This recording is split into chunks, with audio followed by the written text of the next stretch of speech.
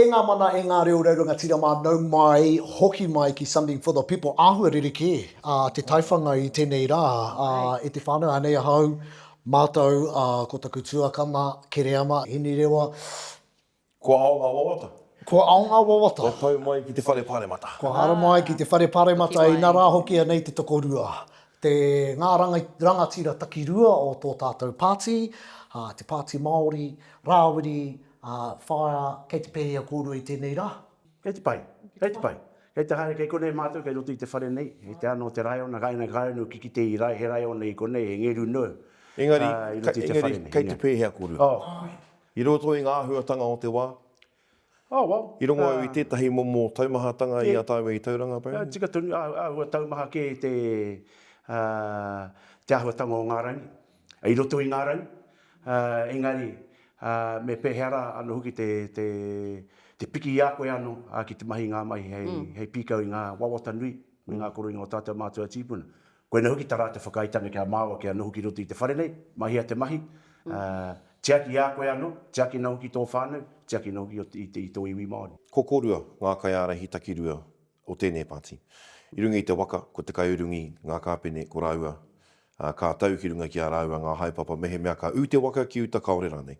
So Deb, do you accept responsibility for what's happened in the party over the last 6 weeks as co-leader?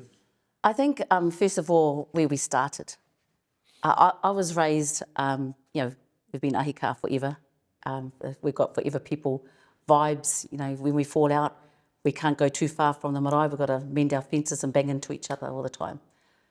If you really want to raise a take, and no matter how heavy or light, you sit down face to face, you have a cup of tea, you have it out, you do whatever. For thousands of years, that's how I've been taught and inherited that way. When you choose not to do that, you're not choosing to help that movement. You've made a decision. So the last 6 weeks, we as leaders made a decision based on preparing us for 2026. I back the decisions we've made. I don't support and I don't recognise this ahua of choosing not to sit down with us. And so Some would what say we've that seen, they felt unsafe. it doesn't matter what the excuse is. There's always a way to navigate around that. You could go anyway. We've got 1,000 ways. You can do it online if you have to. You could do it through Zoom. But the reality is that wasn't chosen. I don't recognise that. And so from legacies of battles, pariro pā, we could show you all ways around it. That wasn't an option given to us. And what we've experienced in my first time is where we've enjoyed, even through pandemics, we enjoyed through elections, enjoyed through submissions, enjoyed through hikoi, the life of social media and the way we bring our people together. This is the first time in my life I've experienced social media flipping and the rage baiting. First time. Yeah. So it was a rereke, and so I can't take responsible for the reactions. Yeah. Our belief has been that there is no mana in rage. There is mana in restraint. And the last 6 weeks we have done everything we can do to show restraint and respect. So you've talked about a decision that you've made. Can you explain that more? Yeah, I think, what we got was exposed to some actions that an MP had taken. And we didn't get told by our MP. We got told by, the Speaker, who I was going to go default to a name, but we got told by the Speaker. The minute that a Speaker gives you 48 hours to fix something, you know that everything that he has is in the hands of the government. You're talking about whāmeno overspeed. Actually, I've seen a really good explanation of it on Kitty's Instagram. It could not be more better described. So there has been a budget blowout. It's not allowed. That implication means that the budget this year has 120, 130k deficit. Nobody wants that in an election year. Te Tai Tokiro doesn't need that in an election year. So we get presented a problem without any prior knowledge. So 2 things the executives did with the support of the National Council is let's go and investigate what's happening, and then let's figure out what we're going to do and react to the government's involvement now in the business of Te Pāti Māori. He nui ngā tautūtu, korere i ngā take i ngā wiki ko tākine, mai i te tuatoru o Hepe te matai mai ki te tuatoru o Noema. Te reta i tukua e Te Pāti Māori, whakautua nei ngā pātai ki ngā mema. Nā wai tērā i tuku i tautoko hia e kōrua tērā? I kōrero a Debbie mo te ruku o Te Pāti Māori ki roto i ona kaupapa katoa. Kia kite, mea, he tikana a kōrero ko whiu e eru ki runga i takuto ka programu. Nō reire, ka ruku mātou ki roto i ngā kōrero. Kāre ki te wera atua huatanga, engari ka heipu mai wetai atu kōrero.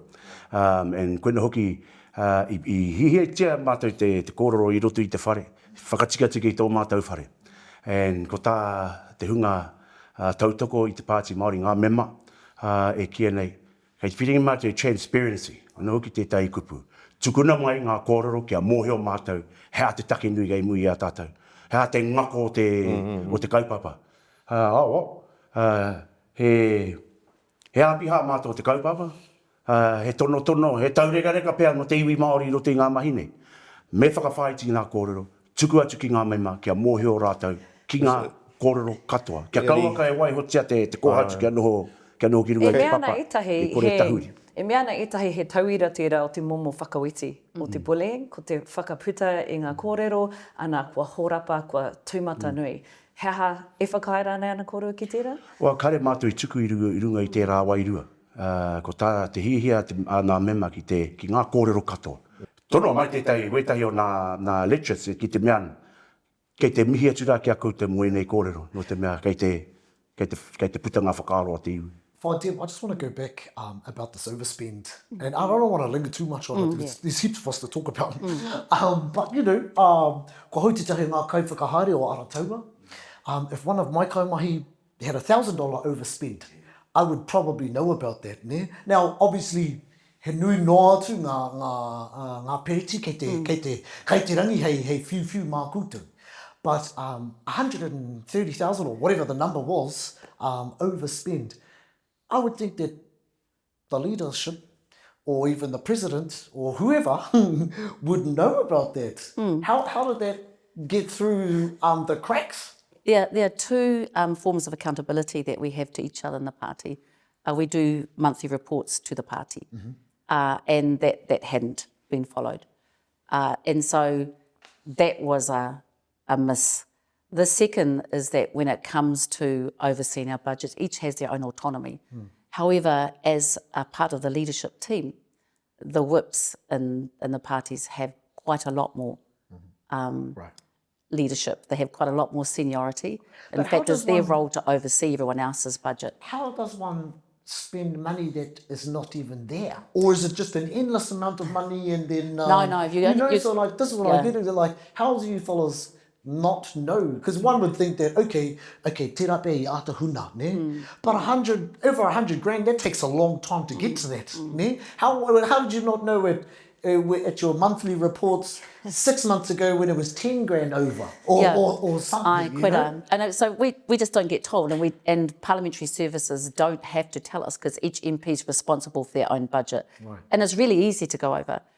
It's not right, but it's a matter of having an extra staff member or carrying something extra that you shouldn't afford. Perhaps even in their estimates, they think, well, I can do this and I'm doing that and I'm going to get compensated. But you need to formalise those sorts of things in your thinking. I think there's been, we've got a first-time MP inexperienced with this type of way that Parliament runs their systems. The thing that this place does is actually it catches you out and it brings things to you at the 11th hour, 59 minutes on purpose. So we never got any heads up at all. Do you think for, and I don't want to try and think, I'm just trying to get to some actual answers. Do you think Whaimeno, because Whaimeno's an ex-CEO, she's an ex-executive member of different entities around Aotearoa. This is not a silly person, and then do you think that this was on purpose, te ātahuna I etahi o ene, or was it an honest mistake and then we get to the last minute, like you say, that it is probably actually could be just one staff member over, and then all of a sudden, oh shit, kauri tika aho, I messed up. Is it like that? Or we all make mistakes and we own mistakes, and then we have the quickest way to be accountable. We be transparent about those mistakes. What we've got is a situation where there was a mistake, we addressed it, and the situation, the decision we made hasn't been respected.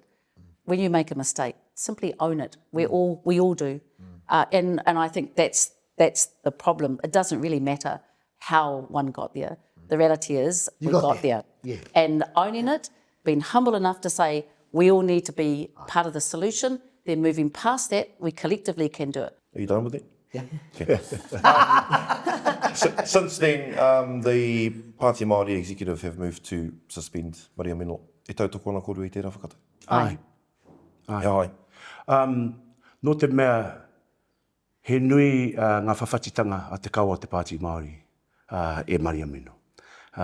Ko tiro atu ki roto i te Constitution. Ko traingia mātou i roto i ngā mahi tikanga ki te ata tau i te kaupapa nei, ki te tatau paunamu, ki te hohau i te rongo.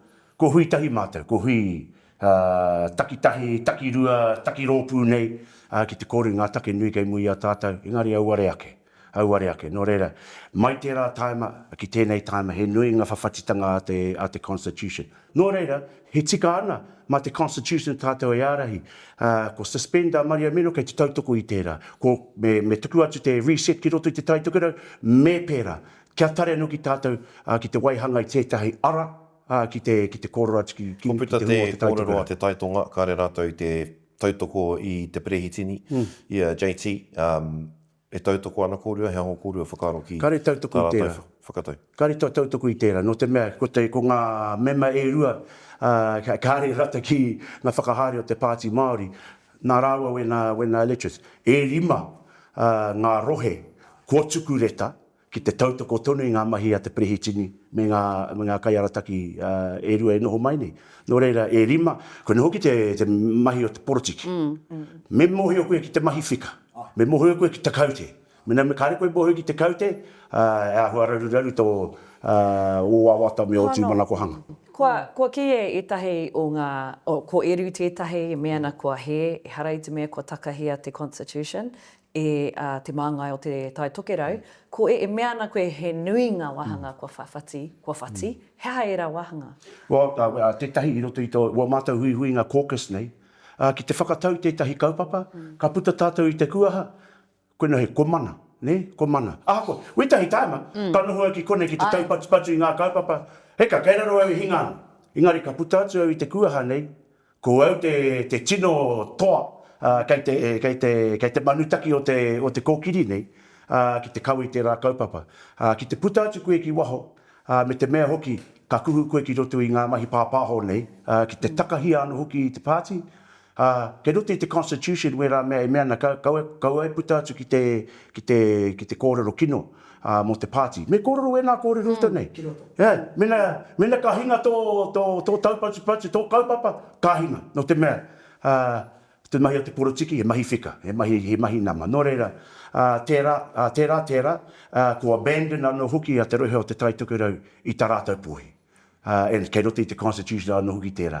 Nō reira, me pehera tātou te whakatika i te mea nei. Me tahuri atu ki te Constitution, te Constitution nā ngā paka ki tērā i whakatako toreru tōna tika ngā tātou mātua tīpuna ki te whakatutuki. E hara i te mea ko te taitonga ana kei te karanga kia whakatārewa hia a JT ko tō pāpa ko tauhina re tētahi, kei te ki. E ala whakamua ai tēnei pāti me makere a JT. Ko etahi atu o te ao Māori kei te ki me makere hoki a JT. Nō reira hea te take kāre kore e tautoko i tērā. E te whānau e mihi ana ki a koe mena i mātakitaki koe i te katoa o te kiriata. Ka pai, tēnā, like, subscribe, waiho mai o whakaroa ana hoki ma ngā tākupu, he pai ki a mātou. Something for the people, te iha!